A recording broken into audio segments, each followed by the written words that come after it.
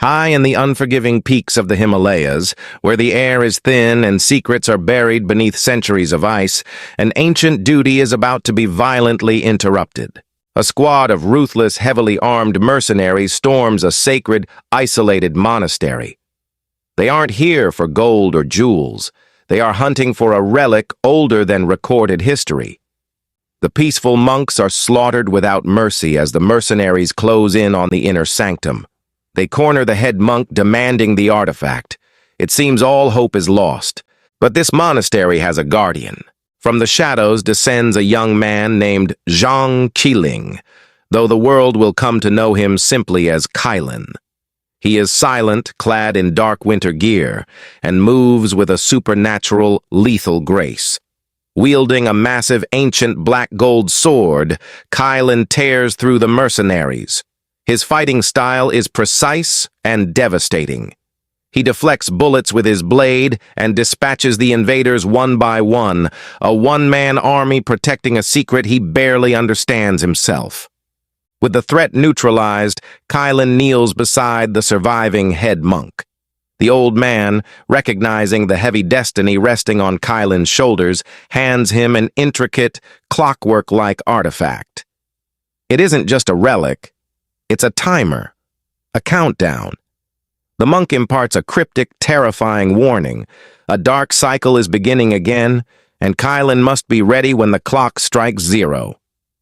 Kylin, a man cursed with immortality and stripped of his own memories, accepts the burden.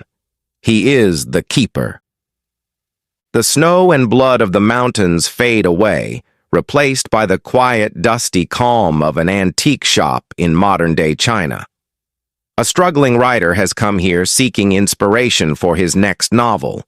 He finds it in the shop's owner, Wu Shi.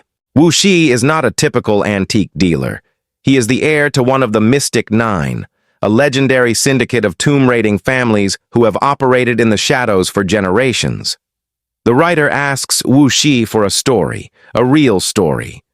Wu Shi pours a cup of tea, a knowing smile crossing his face. He agrees to tell the writer a tale, but warns him. In the world of the Mystic Nine, the line between myth, magic, and memory is dangerously thin. As Wu Xie begins to speak, he takes us back to his childhood, unraveling the events that led him to that ticking clock in the Himalayas. Wu Xie was born into a family of dirt-covered legends. But his uncle, the grizzled and cunning Wu Sanqing, affectionately known as Uncle 3, forbade him from following in the family's dangerous footsteps. Uncle 3 wanted Wu Xie to live a normal, safe life. But tomb raiding was in the boy's blood. Young Wu Xi was a prodigy, though not with a shovel. He was obsessed with mechanisms, architecture, and ancient puzzles. While other children played games, Wu Xi played with black powder and ancient locks. One afternoon, sneaking into Uncle 3's restricted warehouse, the boy discovers a hidden compartment behind a brick wall. Using a perfectly calculated homemade explosive, he blows a hole in the wall, revealing a terrifying ancient bronze mask. Uncle 3 is furious. He scolds his nephew, terrified of the dark path the boy is drawn to. But beneath the anger, Uncle 3 sees the truth. Wu Xi possesses a rare, unparalleled gift. The boy can look at a wall and see the hidden gears beneath. He can look at a puzzle and see the intent of the architect who died 2,000 years ago. He is a natural-born code-breaker. Years pass. Wu Xi grows into a brilliant, albeit naive young man, still kept on the sidelines by his protective uncle. But everything changes on a rainy night when Uncle 3's crew returns from a grueling excavation. They bring back a prize, a sealed stone sarcophagus from a forgotten dynasty. Inside, they don't find gold or jade. They find a baffling artifact, a heavy, intricately carved bronze disc composed of interlocking rings and strange celestial symbols. It's a puzzle that defies their historical knowledge. Uncle 3 and his seasoned veterans are stumped, but Wu Xi cannot resist the challenge. In the dead of night, he steals into the study. He holds the cold bronze in his hands. He doesn't just look at the symbols, he listens to the metal. With a series of sharp, satisfying clicks, Wu Xie begins rotating the rings. He aligns the celestial markers. Suddenly, the artifact springs to life. It mechanically expands, transforming from a flat disk into a complex, multi-layered key. The puzzle is solved, but it is not just a key. It reveals a map to Tamuotuo, a mythical phantom oasis in the Gobi Desert. More importantly, the artifact contains a countdown, the very same countdown that the Tibetan monk warned Kylin about, and as Wu Xie holds it, the final gear clicks into place. The clock strikes 0. The tomb of the legendary Snake Mother, sealed for millennia, is opening its doors. The window of opportunity to uncover its secrets and the dark promise of immortality has officially begun.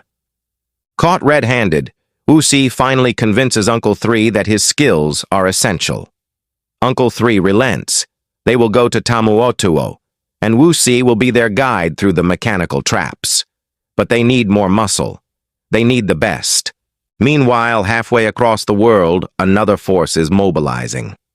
Hendrix, a ruthless billionaire dying of an incurable disease, has also learned of the Snake Mother's awakening. He doesn't care about history. He cares only about the legend that the Snake Mother possessed the secret to eternal life. He hires an elite, heavily armed mercenary outfit led by the deadly and fiercely competent A Ning.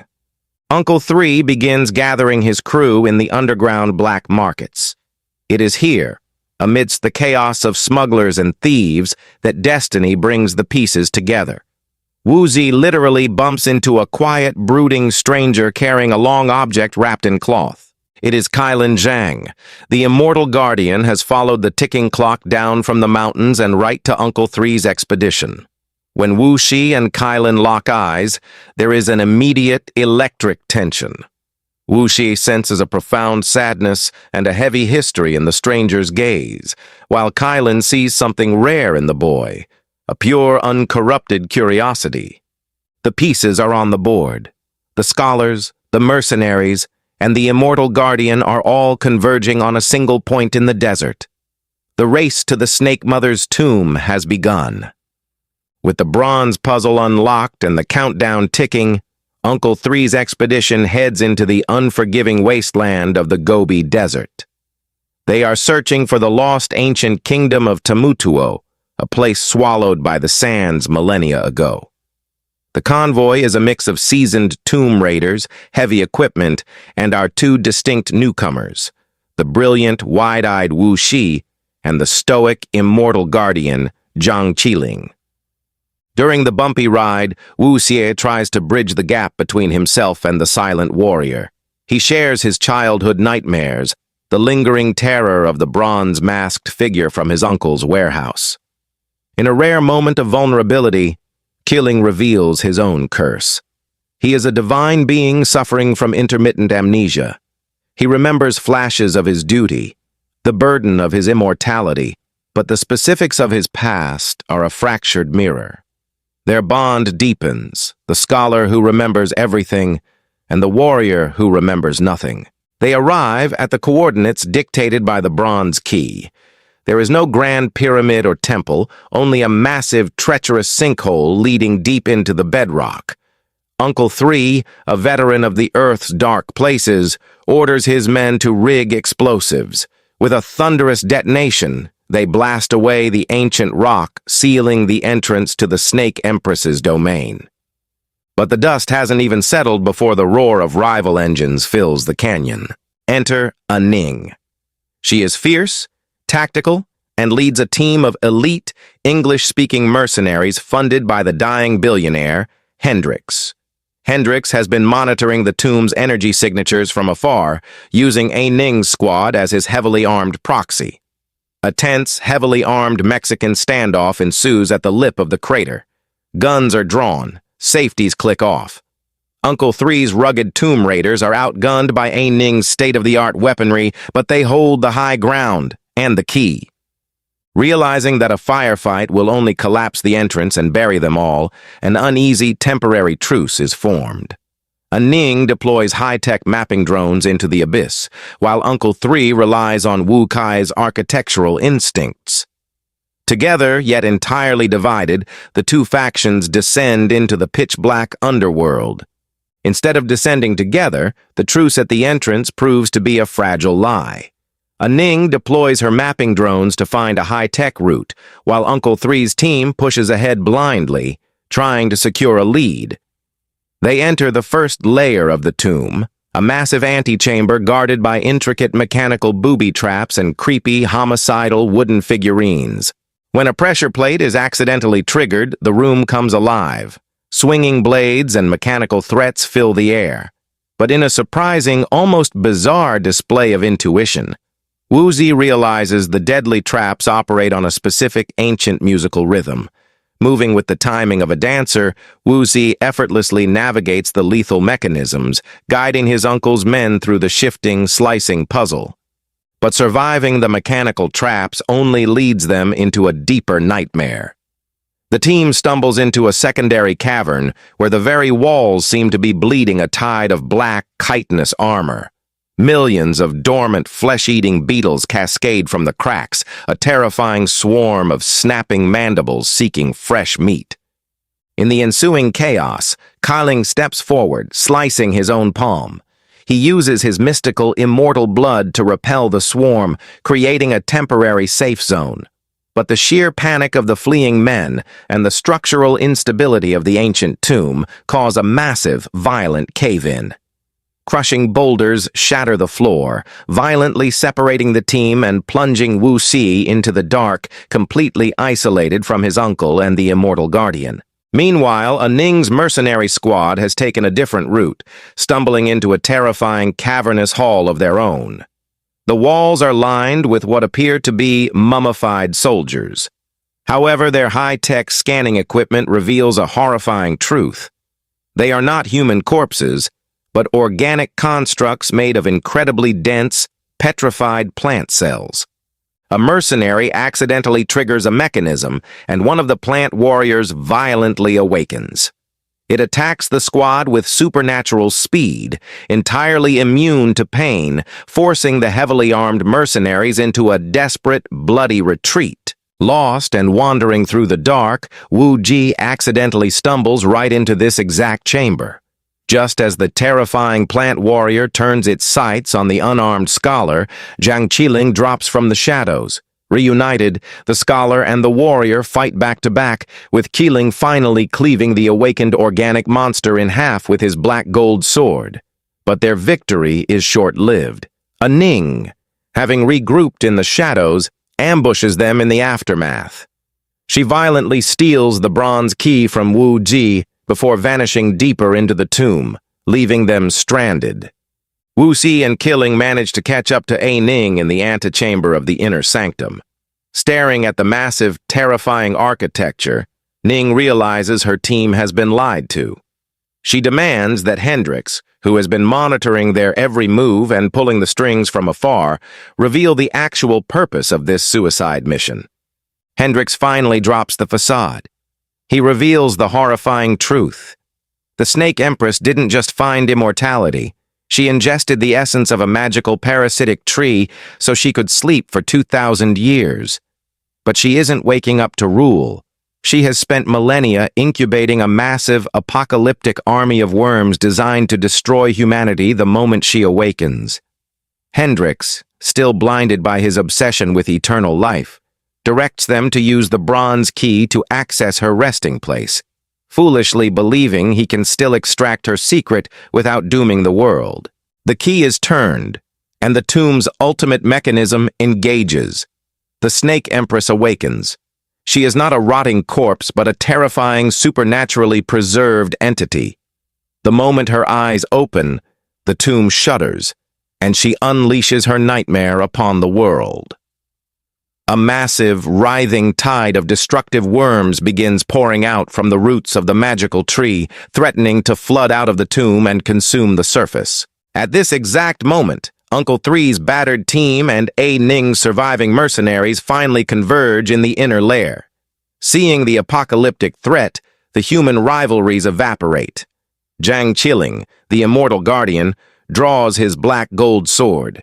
His ancient tattoo flares, and he launches himself directly at the Empress to fulfill the duty he was given in the Himalayas. Watching Qiling struggle, Wuxi realizes that brute force won't win this.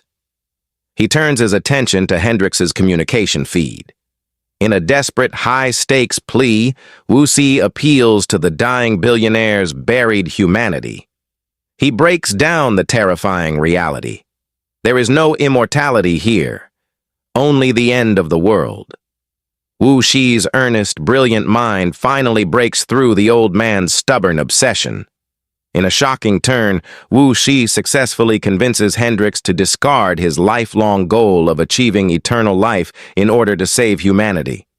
With Hendrix yielding and the remaining mercenaries looking to him for a new objective, Wuxi rapidly formulates a plan. He uses his unmatched knowledge of the tomb's architecture to find its fatal flaw. He instructs Uncle Three and Ning's men to pool their remaining heavy explosives. They aren't going to bomb the Empress directly. They are going to blow up the massive floating magnetic poles, generating her indestructible shield.